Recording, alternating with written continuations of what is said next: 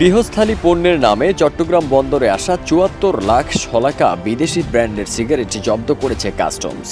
১ December বিকেলে আসা সিগারেটের চালানটি আটক করা হয়। ওয়ালটনের পণ্য কিনে জিতে নিতে পারেন নগদ ২০ লক্ষ টাকা। Double million offer! Walton fridge কিনে পেতে পারেন ২০ লক্ষ টাকা। রয়েছে কোটি কোটি টাকার নিশ্চিত উপহার। জব্দকৃত বিদেশি সিগারেটে প্রায় ৯ কোটি টাকার শুল্ক ফাঁকি নস্যাৎ করার দাবি করেছেন চট্টগ্রাম কাস্টমস কর্মকর্তারা। তারা জানান, পাবনার ঈশ্বরদী ইপিজেডের একটি রপ্তানিকারক প্রতিষ্ঠান খেয়াতি লেদার ইনোভেমন বিডি লিমিটেডের নামে ২০ ফুটের এক কন্টেইনার পণ্য আসে।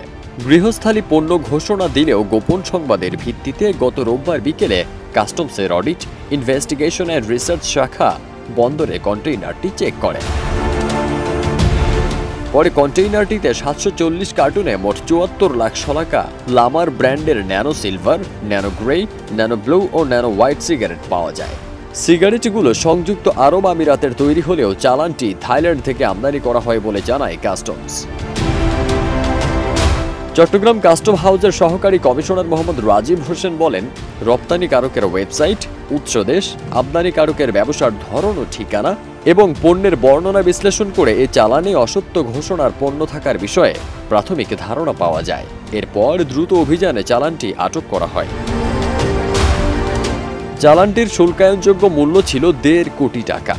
এতে মিথ্যা ঘোষণায় প্রায় ৯ কোটি টাকার সরকারি রাজস্ব ফাঁকি দেওয়ার অপচেষ্টা রোধ করা গেছে বলে জানান এই সহকারী কমিশনার।